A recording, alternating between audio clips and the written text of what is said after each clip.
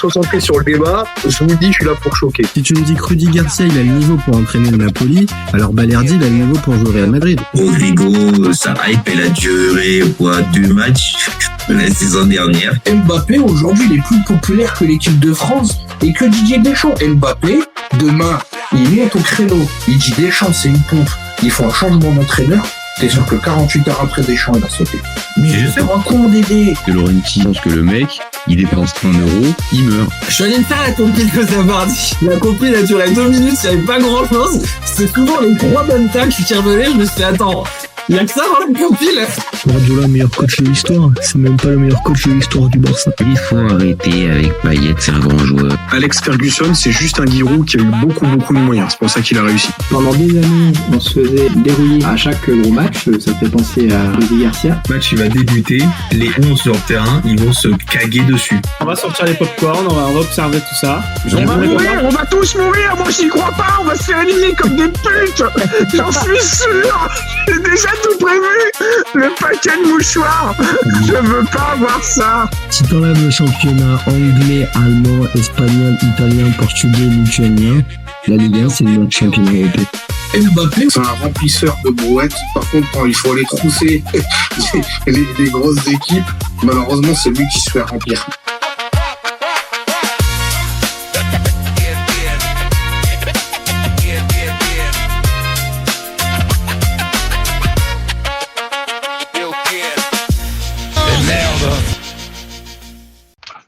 Salut à tous, super content de vous retrouver pour un nouveau débat du FC Copain Mondial 2026. Alors, pour m'accompagner pour ce débat un peu premium, parce que là, finale de Ligue des Champions, c'est un peu folie. Finale de Coupe du Monde. Ouais, bah voilà, mais donc pour cette soirée premium, pour ce match premium, bon, allez, on a fait appel à tous les signaux, forcément. Comment ça va, mon copain? Les matchs de gala, on est là. Nickel. Ça va bien. Ce soir, il y a le meilleur match que j'attends depuis le début de la Coupe du Monde, quoi, la petite finale. Moi, je regarde la Coupe du Monde pour la petite finale, hein, les gars. Ah, ça, c'est le match qui nous fait tous rêver. On va pas se mentir. C'est le match de rêve. C'est le match de rêve. Mais non, je t'ai pas proposé de venir pour la petite finale, mon copain. Je savais que... La consolante. Voilà, pour la console, je me suis dit que c'était pas une bonne idée. Par contre, pour la finale, je sais que là, pour le coup, toi, tu vas être bien quand même devant ta télé, même si tu es ni espagnol ni argentin.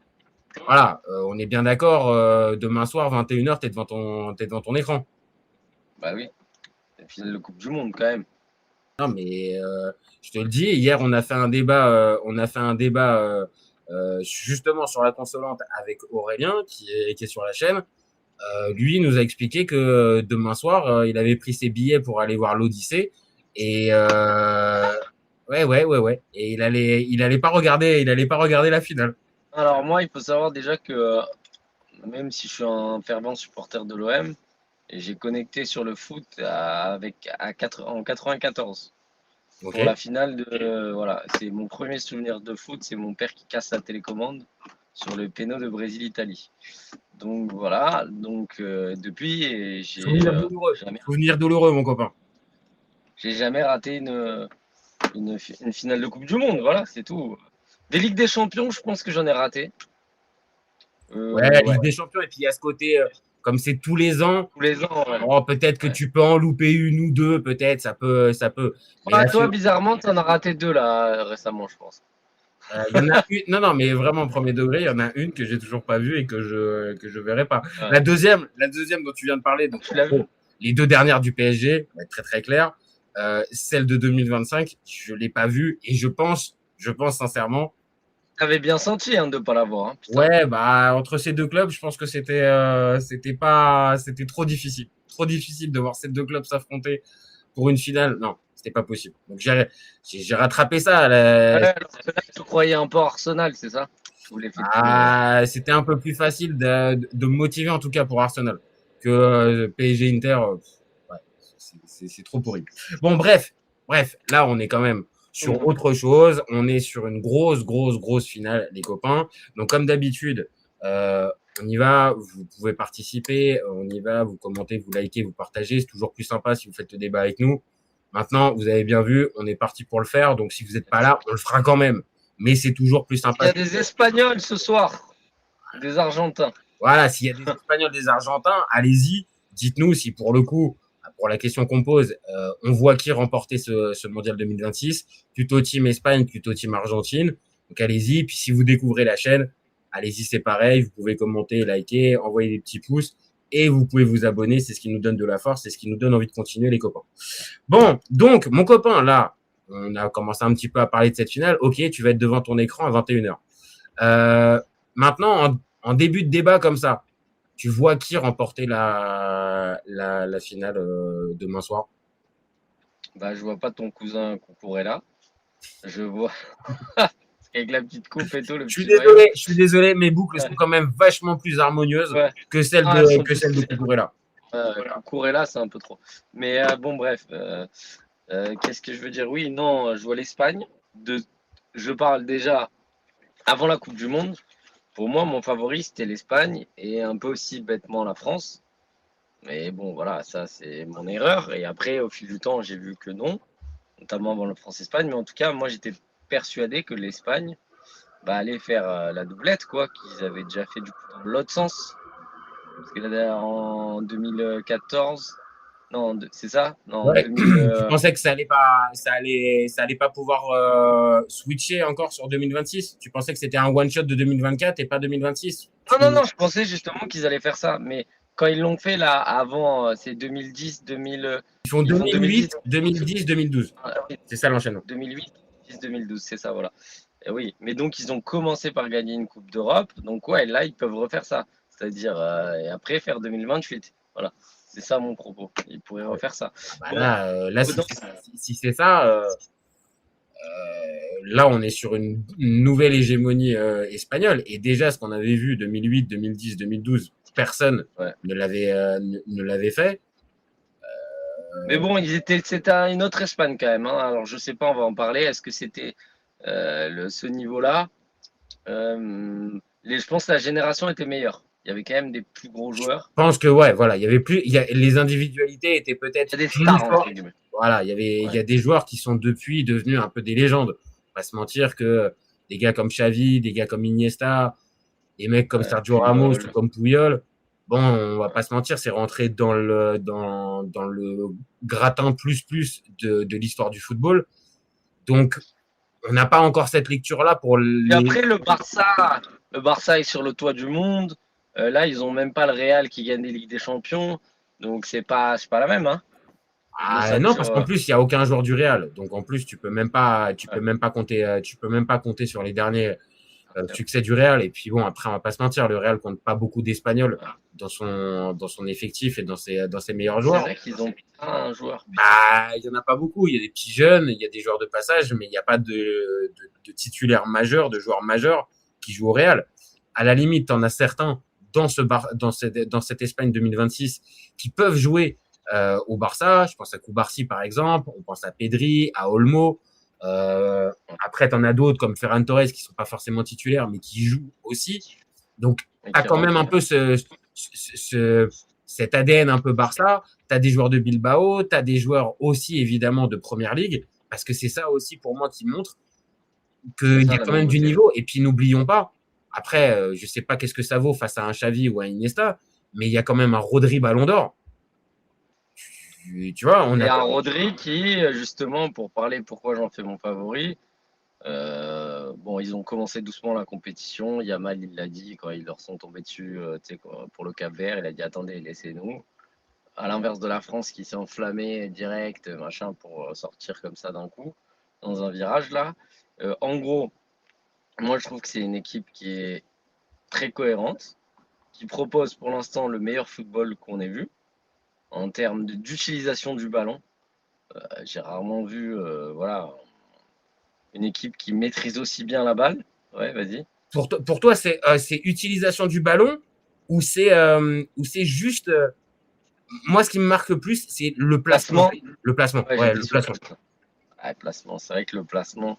Tu as l'impression que les mecs, ils savent où la balle, elle va aller. Ouais. C'est dingue. Et c'est exactement ça. C'est exactement ça. T'as l'impression que les gars ont, on va dire, un espèce de radar qui leur fait non, attends, va un peu plus, fais 3 pas à gauche parce que là, tu vas la récupérer. Ouais, c'est comme dans le film Tenet. Tu sais, ils voient un peu le futur avant qu'il arrive. C'est assez ouf. Et ouais, mais et c'est pour ça que je te dis que pour moi, ça veut pas dire qu'ils vont gagner, mais c'est sans commune mesure que j'en fais mon favori. Même s'il y a tout le storytelling avec Messi et tout, par rapport au jeu proposé, à la maîtrise. Enfin, voilà, même la manière de se qualifier. Enfin, je veux dire, l'Espagne, ils n'ont pas tremblé de la tête et des épaules. Ils ont éliminé le favori de la compétition. Ça va pas se mentir, hein. C'était le favori et enfin voilà, avec une facilité, alors que l'Argentine a mérité sa qualification. Mais encore une fois, c'est à l'arraché, etc. Elle a dû puiser dans des ressources un petit peu, et même tout au long du parcours. Hein. Ça fait prolongation contre la Suisse, ça fait une remontada contre l'Égypte. Ça fait prolongation aussi contre le Cap-Vert. Donc, mine de rien, oui, tu as une équipe qui a semblé maîtriser tout le temps, et la seule fois, limite, c'est complètement fou, mais la seule fois où elle a galéré, l'Espagne, c'est contre la Belgique. Alors qu'en plus, c'est dans un match qu'elle a dominé de bout en bout. Mais c'est à la limite là où on a le plus vu l'Espagne. Après, le Portugal, ça sort ça met un 0, quoi. C'est pas la maîtrise que j'ai vue contre la France. Hein. Voilà, non, t'as raison. Peut-être que contre le Portugal aussi. Mais est-ce que tu as senti le Portugal vraiment mettre en danger l'Espagne pendant les 90 minutes? Jamais. Non.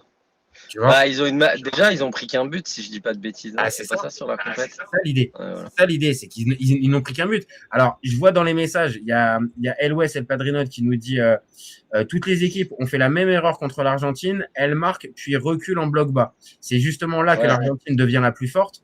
Contre l'Espagne, ça sera différent. Elle presse haut, récupère vite le ballon et ne te laisse pas respirer. Ça risque d'être très pertinent pour l'Argentine. Très pertinent. Non, très pertinent parce que ce qui s'est passé, on l'a vu, hein, quand ils ont marqué après les 20 premières minutes contre la France, ils n'ont pas du tout reculé. Hein, et c'est là où les Français, ils ne savaient pas quoi faire en fait. Donc effectivement, un scénario, ils marquent en premier. Ouais, ils vont pas faire ce qu'a fait le Tourelle, qui est honteux, on en parlait avant en off, de faire rentrer Danny Bird et compagnie et machin pour défendre comme en Ligue 1 la Pablo Correa, tout le monde derrière. Non, mais c'est vrai. Et tiens bon, quoi. Franchement, c'est pas possible. Et eux, ils feront jamais ça. Ils vont te priver du ballon. Ah non. Même à la limite, l'Argentine qui ouvre le score, comme tu le dis, que ce soit contre le cours du jeu ou dans le cours du jeu, l'Espagne ne changera pas, ne variera pas une demi-seconde. Déjà, c'est mieux. Déjà, ce serait mieux, tu vois. Mais si l'Espagne marque en premier, franchement, cette équipe, c'est compliqué d'aller chercher une fois ils mènent. Hein. La France s'est fait enfermer. Hein. Voilà. Oui, c'est bon. On t'a récupéré. Comment on peut faire d'ailleurs quand on a un appel pour pas que ça coupe le truc, ça a coupé le délire. Hein. Je sais pas. Là, honnêtement, écoute, on se renseignera après, mon copain. Mais là, j'ai pas l'info. Bon. Ok, donc on disait que si l'Espagne mène, ils jouent à leurs mains, enfin à leurs pieds, je sais pas comment on peut dire, et que c'est quasiment impossible. Que pour moi, le seul scénar possible, c'est l'Argentine qui, avec effectivement ces espèces de mission divine de Messi, qui est mais le Messi, sans faire de mauvais jeu de mots, qui est là, qui va ramener le truc et tout. Ouais, mais ce serait quand même. En fait, si l'Argentine gagne la Coupe du Monde, franchement, c'est incroyable. Hein. C'est-à-dire que déjà la première, ils sont allés la chercher avec les dents, mais là, ce serait magnifique pour Messi et tout ça, et pour l'histoire, mais c'est improbable quand même, non? En fait, dans tout ce que tu dis, il y a plein de choses sur lesquelles que je partage. Bien sûr, on est tous globalement ébahis par Messi, le niveau qu'il affiche encore, 39 ans, l'histoire qu'il nous est racontée. Bien sûr, en gros, ça contribue à à alimenter sa légende. Maintenant, dans ce que tu dis, il y a un côté que je partage, c'est le côté à l'arrache, en fait. C'est le côté à l'arrache de l'Argentine.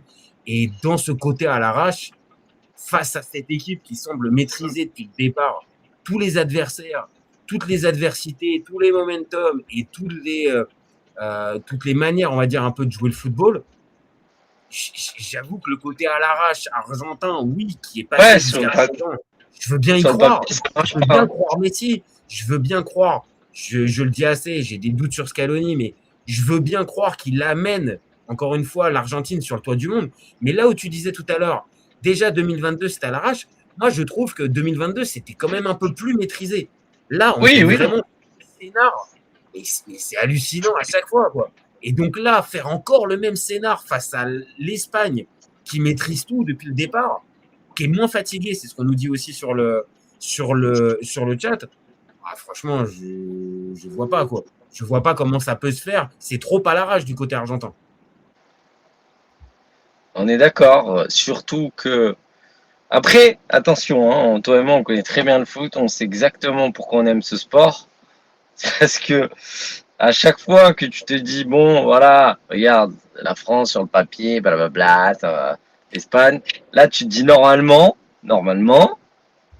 c'est l'Espagne qui gagne. Là, normalement, enfin, ce débat, le match, il est presque pas fait d'avance parce que c'est du foot, mais tu sais que c'est tellement possible que les mecs, ils gagnent une Coupe du Monde à l'arrache, quoi. Bah pour toi, c'est combien? On va dire en termes de pourcentage, toi qui adore les chiffres, tu partirais 70-30.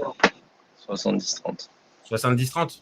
Ouais, je voyais un 60-40 pour le France-Espagne et pour l'Espagne. Espagne à 60, France à 40. Là, je vois quand même un 70-30. Mais franchement, si l'Argentine, je vais pas me faire des amis, parce que moi, je suis pas contre les Argentins, je m'en tape. Après, ils sont assez insupportables et quand même racistes. Donc, c'est quand même un peu dérangeant. Mais bon, on va essayer de pas, nous aussi, rentrer dans les clichés de ils sont tous racistes, etc. Parce que ça devient compliqué. Merci beaucoup. Je suis d'accord. Non, maintenant, on a des yeux, on voit ce que font les supporters sur le bord du... Oui, mais si nous, on les traite comme eux, c'est pareil. C'est nous aussi, on devient raciste, des gars qui sont racistes. Et ça s'arrête jamais. Et c'est ce qu'on a l'habitude de dire. Si on commence à dire que 100% de la population est raciste et à ses positions. C'est des nazis et machin. Voilà. Bon, on n'a pas fini. Maintenant, tu as raison de le dire aussi. Il y a ce côté insupportable des supporters qu'on a vu pendant toute la Coupe du Monde qui multiplient les provocations. Et ça rajoute pas, on va dire, peut-être de l'affection générale pour cette équipe argentine. Maintenant, le terrain, c'est autre chose. Et sur le terrain, en plus, c'est ça que je comprends pas, c'est qu'il y a tellement à parler qu'en fait, même parler, tu vois, il y a le côté racisme, ça, à la limite, je comprends qu'on en parle. Mais tout le côté corruption, fantasme de corruption. Non, là, il faut arrêter avec ça. La FIFA, Infantino qui va faire gagner, il faut arrêter. Que moi, je suis pas en train de les défendre, en train de te dire, il se passe rien. Je dis depuis le départ, s'il y a des preuves et s'il y a des enquêtes qui sont menées, mais allez-y, menez-les, allez jusqu'au bout. Non, mais menez-les, les gars, mais 2-0 l'Égypte, les scénars, ils sont fous. Genre, ils vont écrire, ça va, c'est pas les mecs de Netflix ou de je sais pas quoi. Enfin, à un moment, arrêtez vos conneries. Oui, là, le dernier match, on va dire, ça casse un peu ce storytelling. C'est-à-dire que si tu regardes bien, il est où le truc? Alors, on nous a sorti que sur le deuxième but, au tout début de l'action, il y a une faute dans la surface. Je crois que c'est sur Elliot Anderson. Et donc, qui est passé sous couvert, alors que le but, rappelle-toi, contre l'Égypte, il a été. Oui, il a été. Donc, en gros, c'est ça. C'est-à-dire qu'on a toujours ça pour l'Argentine. Je veux dire, à un moment, quand il y a un deuxième ballon qui revient, et c'est qui le défenseur qui suit? C'est pas Bellingham qui suit pas avec Messi, parce que le deuxième but, c'est une frappe sur le poteau. Magnifique. En fait, c'est pareil, c'est Spence au tout début. C'est celui qui, normalement, doit aller sur Messi. Et en fait, Messi, au tout début, quand la balle touche le poteau et qu'elle va sur le côté, en fait, Messi est au duel avec Spence et Messi marche sur le pied de Spence. Il marche sur le pied, donc quelque chose d'assez... Et c'est pour ça qu'il n'a pas suivi, parce que... C'est pour ça qu'il n'y va pas, en fait. C'est pour ça que Spence, en fait, tu vois, à ce moment-là, quand tu as un plan large, tu vois qu'en fait, il saute un peu parce qu'il a mal au pied, mais le jeu continue. Donc, il est obligé de se reconcentrer, mais c'est pour ça qu'il ne va pas directement sur Messi. Parce que ça, c'est fou. Que Messi a le temps de pouvoir se remettre tranquillement pour pouvoir armer son petit centre. Ouais, il était dans un fauteuil.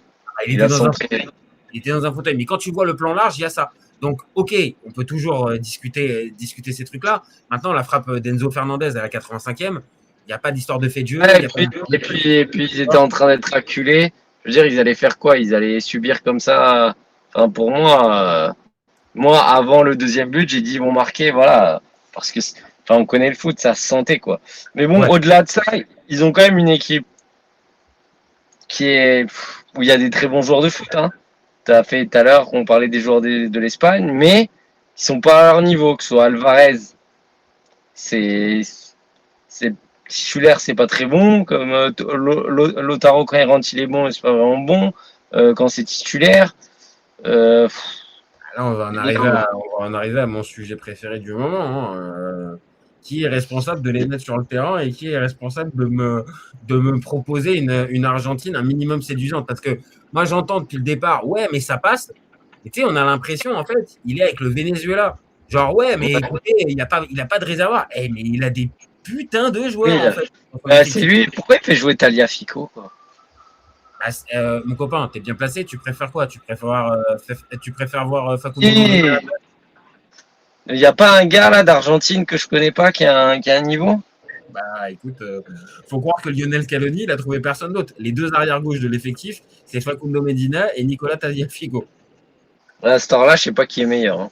Bah écoute, je crois qu'il y en a un qui est un peu blessé. Je crois que c'est Medina qui est un peu Medina, blessé. Non, mais ça c'est un pléonasme. Medina, il est blessé. Parce qu'à la base, il est titulaire, Medina. Ah, Medina, il commence titulaire. La compète. Ouais. Il commence la compète, il fait même une passe décisive contre l'Autriche. Donc voilà. Maintenant, on a la sensation quand même si là il a changé et donc on repartirait sur un Giuliano Simeone à la place de De Paul, parce que ça faisait encore un milieu de terrain central, je comprenais pas. Donc ok, il y a ça. Maintenant, on se retrouve avec un milieu qui est pas super équilibré et une tactique.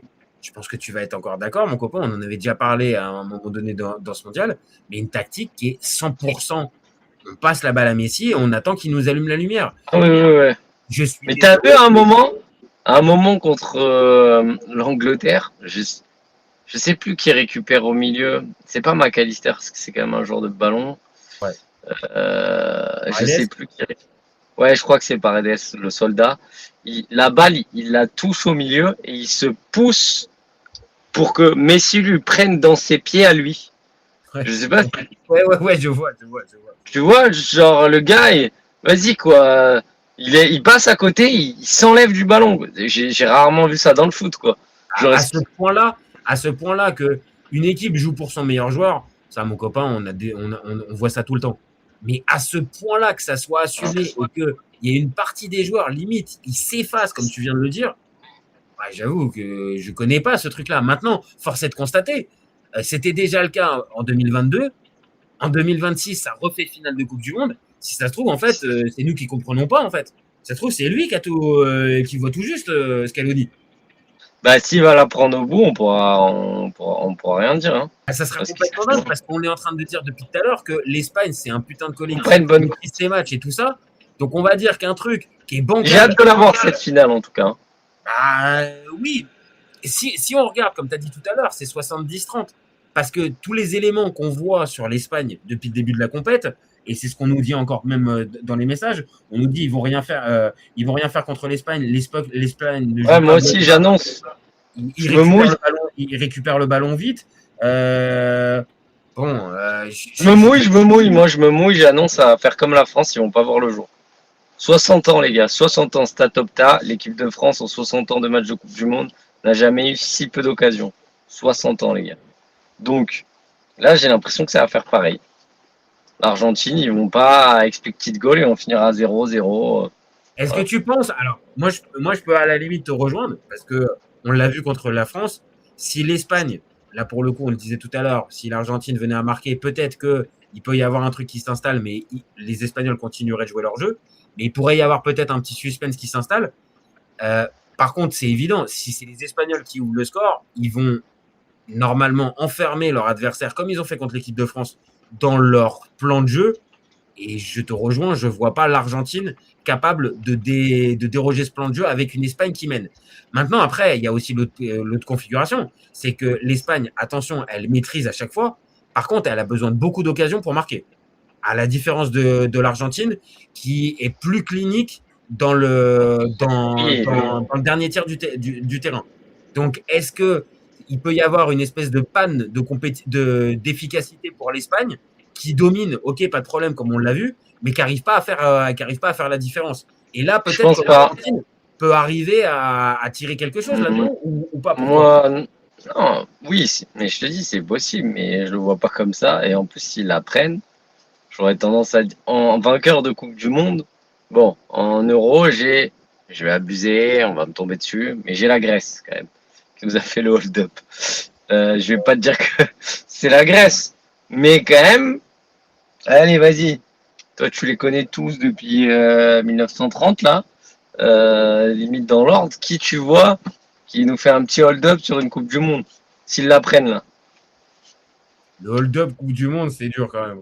Il y a les glands qui vont te dire l'Italie parce que sur la finale, la France, entre guillemets, mérite et que ça balance des longs ballons en touche. Non, on peut pas parler. Oui, mais c'est parce ils ont oublié que l'Italie sort à l'Allemagne chez elle. Oui, voilà. Oui, non, ça peut pas. Oui, mais il y a peut-être des cons qui vont le dire, ça. Mais est-ce que tu as comme ça, là, cette question que je te pose, est-ce que tu as un pays où tu te dis, hold up, c'est peut-être un peu trop, mais ouais, attends, si on allait la chercher, c'était pas foufou. Tu peux penser France 98. Ah, j'allais te dire. Ouais, mais la finale, le problème, c'est que la finale, elle est, en fait, quand t'as une finale comme ça, oui, il y a le Paraguay, ça sort les matchs, l'Italie. Ça sort l'Italie au péno, il y a la Croatie, voilà. Oui. Ouais, mais ils tamponnent le Brésil. Le Brésil qui est champion du monde avant et après. Donc, le Brésil, champion du monde en titre, battu 3-0 en finale, je suis d'accord, ça t'enlève tout. Maintenant, on a vu les matchs. Toi comme moi, tu me demandes la question, un champion du monde un peu hold-up. C'est France 98. Voilà, maintenant, on nuance. On nuance bien évidemment avec le 3-0 à la fin. T'en as pas d'autres? Sinon, non. C'est généralement toujours des équipes qui sont un peu attendues. Alors, tu auras peut-être... Uruguay. Mais peut-être que Italie 82, c'est pareil. Vraiment, il y a d'autres équipes, il y a d'autres sélections à ce moment-là qui sont beaucoup plus, on va dire, référencées ou qu'on attend. Et l'Italie sort un peu du chapeau. Mais c'est pareil. Il n'y a pas ce côté hold-up comme tu viens de le dire. C'est Toto Schillaci. 82, c'est Toto Schillaci. Non, c'est 90 Schillaci. Toto Schillaci. 82, c'est Paolo Rossi, c'est Dino Zoff. Ah oui, voilà. C'est la finale contre l'Allemagne, gagnée 3-1. Mais il n'y a pas ce que tu as décrit tout à l'heure, c'est-à-dire la Grèce 2004. Voilà, c'est tout. Grèce 2004, c'est vraiment le hold-up. J'ai réfléchi, je crois que l'Uruguay, on l'a pas vu, hein, parce que l'Uruguay, c'est quoi, c'est en 50 qui regagne c'est 50 ou 54, je sais plus. C'est 50. Et qui gagne au Brésil à Maracana, là. Ouais, c'est 50. Là où il y a la vague de suicide après la victoire. Là, est-ce qu'ils sont favoris? Je crois pas. Hein. Ah non, justement. Non, c'est le Brésil qui est immensément favori dans son stade. Après, ils sont peut-être pas favoris, mais est-ce que c'est mérité? Je vais pas mentir, j'ai pas vu le match. Voilà, peut-être toi, tu vas nous sortir. J'ai un DVD à la maison. Il faut savoir, il peut nous dire ça, le copain. J'ai un DVD à la maison. Monsieur... Alors attends, justement, ça me fait penser que je l'ai. Non, je vais pas te le sortir. Non, j'ai vu des images. Ce qui se passe, c'est qu'en plus, le Brésil gagne ce match. Je crois qu'il gagne 2-0. Et il va y avoir une remontada qui va se faire avec deux buts coup sur coup de l'Uruguay et le troisième de mémoire qui se met, je sais pas, 82e. Et après ça, la légende dit il y a quasiment plus de bruit dans le stade. Ça devient ultra pesant. Un peu ce qu'on a vu, nous, en 2014 avec le Brésil-Allemagne. 7-1. Ouais, le Voilà, 7-1. avec le 7-1. En tout cas, c'est les personnes, soit les Brésiliens qui y étaient ou ceux qui peuvent témoigner, Ouais, trauma. les deux, qui comparaient les deux, on va dire, en termes de traumatisme et d'ambiance dans le stade. Maintenant, on va pas se mentir, ça c'est 1950.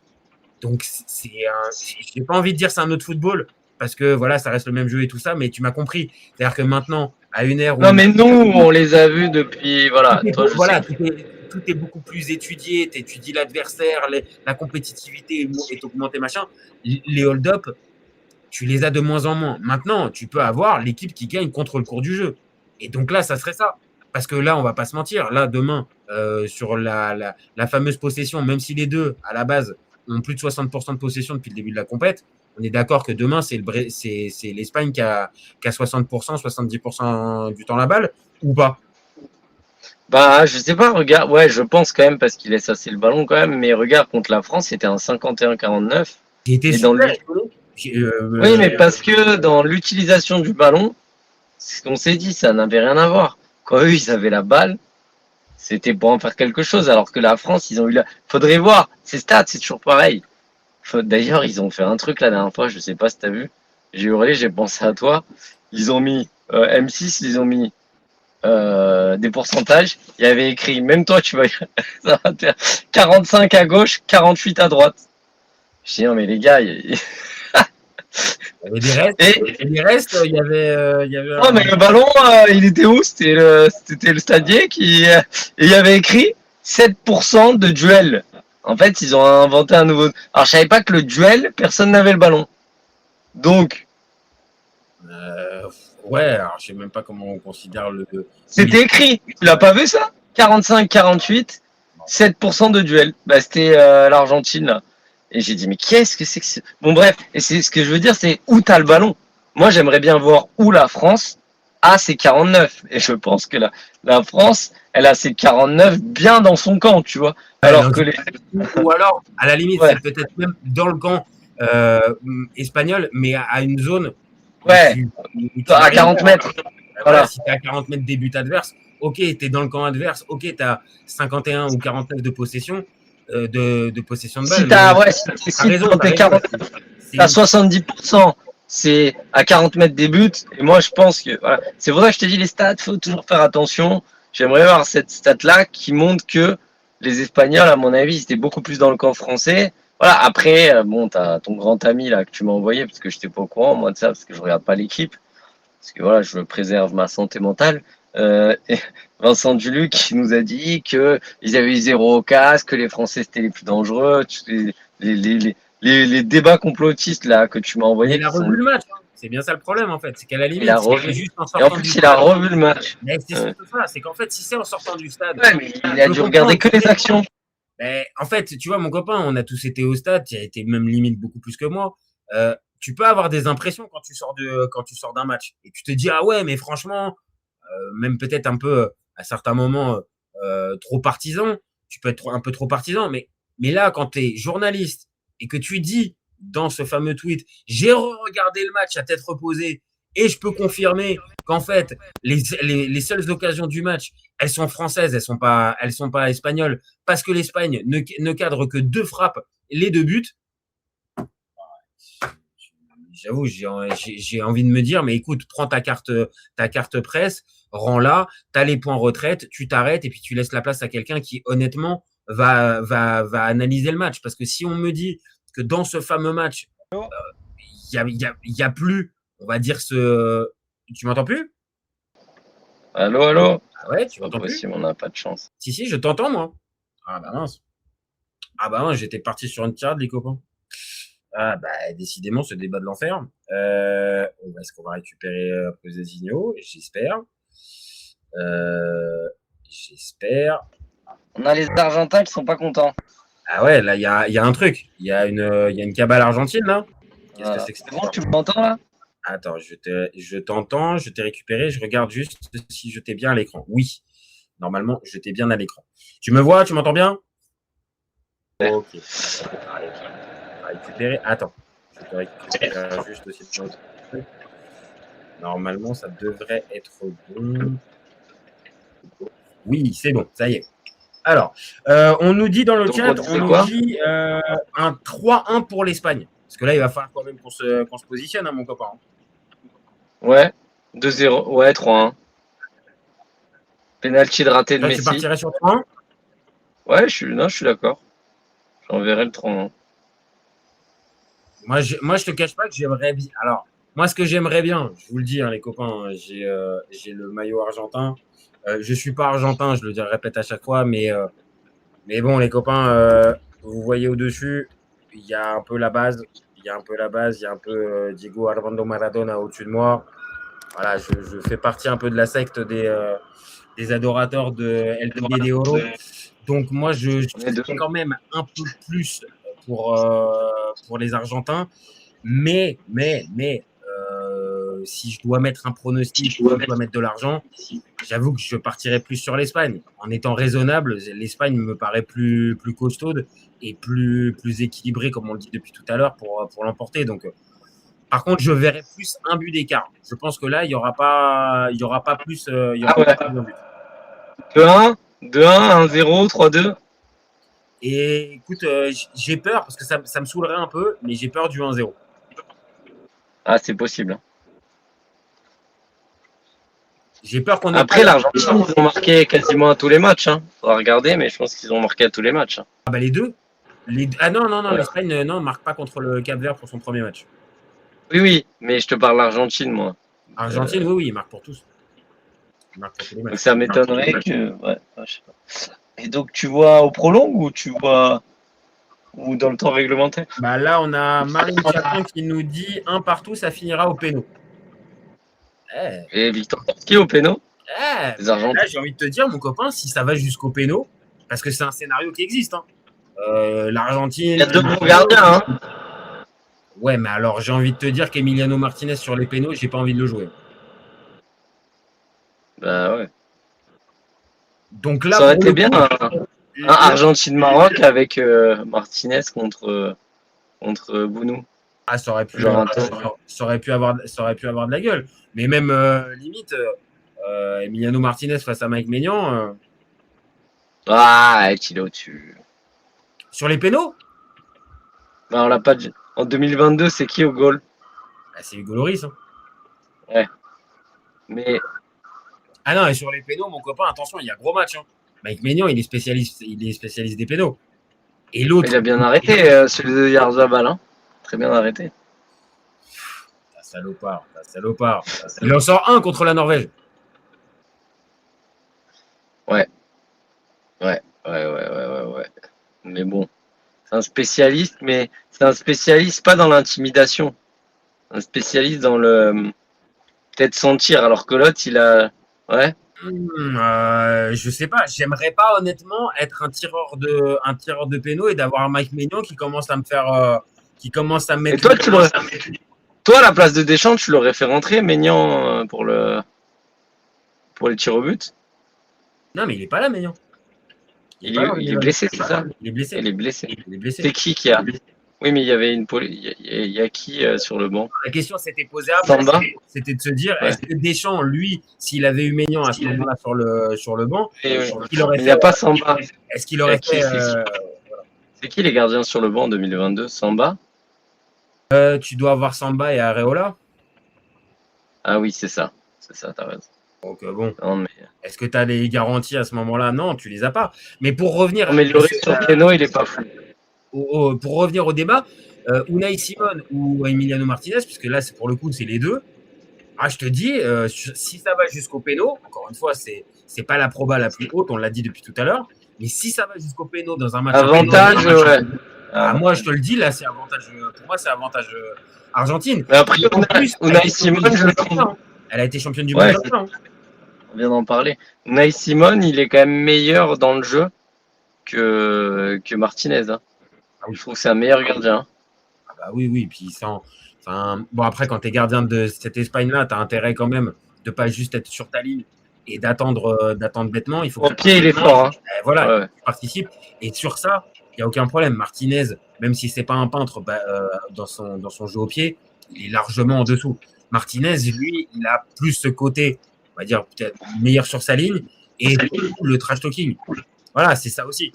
Donc, est-ce que Simone, ouais, au pied, il m'a impressionné là. C'est ce qu'on nous avait vendu avec Paul Lopez.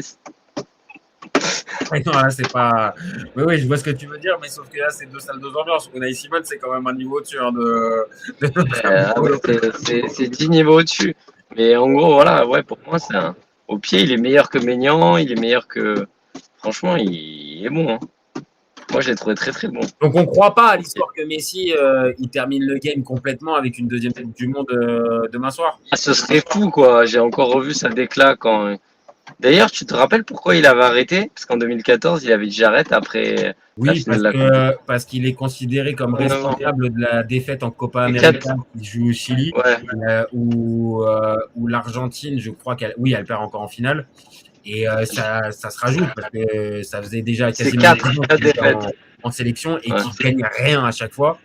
Et ça fait suite en plus après à la Coupe du Monde 2014 où justement il avait en plus perdu en finale. Il n'avait pas été bon.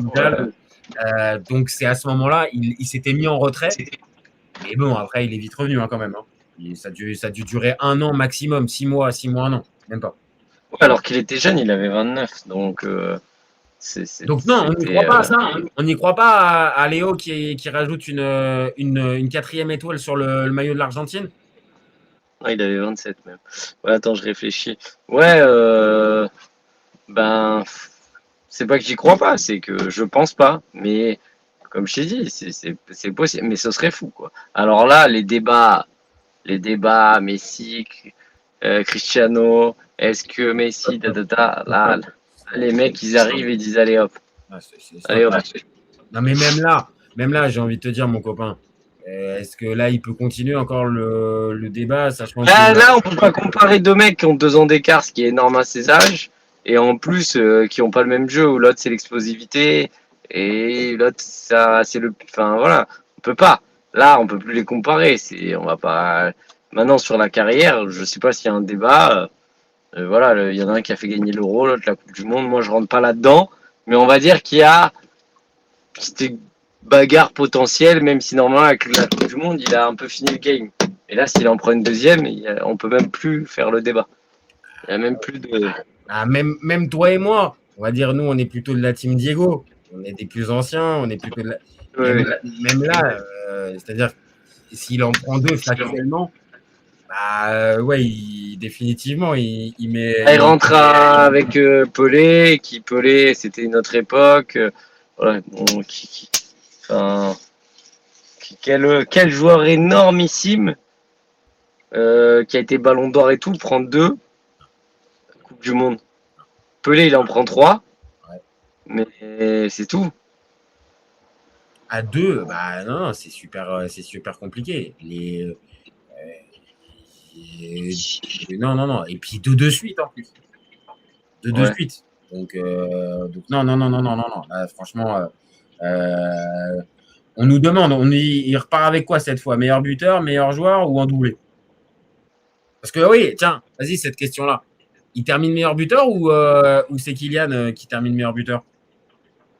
Attends, c'est elle, je rentre un peu. Je sais pas, je sais pas, après il va marquer l'autre peut-être en petite finale, il va mettre son triplé, ce fou. Hein. Donc tu le verrais pas forcément meilleur buteur, parce que c'est vrai que demain ça va être compliqué d'arriver à planter contre l'Espagne qui a pris qu'un seul but. C'est pas dit que c'est sur ce match. Non, et c'est dit que Mbappé là, il va mettre ses buts contre l'Angleterre. Hein. Ouais, tu crois? Donc tu penses que ça va être Mbappé qui va finir meilleur buteur? Moi, je pense qu'il va mettre un doublé ou un triplé. Hein. Ok. Alors, il y a Nikita qui nous dit sur le chat, croire ou penser, telle est la question. Nadal a pris 20 Roland Garros. Non, il en a déjà pris 14. C'est déjà pas mal. C'était déjà beaucoup, 14, Nikita. On nous dit aussi... 20 Roland Garros, déjà 14, c'est déjà beaucoup. 14, c'est quand même déjà beaucoup. Après, il y a un message qui nous dit... 42, mon copain. Il fait 42? Il est 42. Ah, il est 42. Il est 42. Exactement. Il est 42. Merci, mon copain. Merci de me le redire. Les copains, on va s'arrêter là. Donc, on reste sur ton 2-1. 2-1, 3-1. 3-1, moi. 3-1. 3-1. Donc, 2 buts d'écart. Moi, je voulais. Allez, c'est quoi? Je veux voir les Argentins qui grattent cette 4e étoile. Ça me fait vraiment plaisir pour eux. Et on met de côté tout le côté corruption, racisme et tout ça. Mais voilà, juste Argentina. Mais par contre, je vois, si je dois remplir un bulletin de côté match, je mettrai l'Espagne. Et je te rejoins. L'ancienne, le mec. Mais je partirai sur un but d'écart. Un but d'écart. Donc, moi, je partirai sur le 1-0. Et c'est un peu ma frayeur. J'ai un peu peur qu'on ait une finale décevante. Allez à Jacques Taest. Voilà, mon copain. Merci. Merci à toi d'avoir participé à cette petite preview de finale de Coupe du Monde. Donc, merci à toi. Avec plaisir. Avec plaisir. Bon, je vois que tu es au soleil, donc tu vas pouvoir ressortir de ta voiture. Tu vas pouvoir reprofiter, mon copain, de l'air et de la belle chaleur. Ouais, c'est 70 degrés. Ouais. C'est surtout ça. Donc, merci à tous d'avoir suivi. Merci à Nikita, merci à Elwes El Padrino, Marine Chatin, à BTS San. Enfin, vous êtes beaucoup. Merci à tous d'avoir participé. Le live va être dispo dans quelques minutes en replay sur la chaîne. Dispo aussi en podcast sur Deezer, Spotify, Apple Podcast et tous les autres. Et puis, si vous êtes déjà abonné, vous savez ce que je vais vous dire. Vous gardez en tête que ces copains, on est ouvert toute l'année, mais encore plus pendant le Mondial 2026. Ciao, ciao les copains. Ciao, ciao.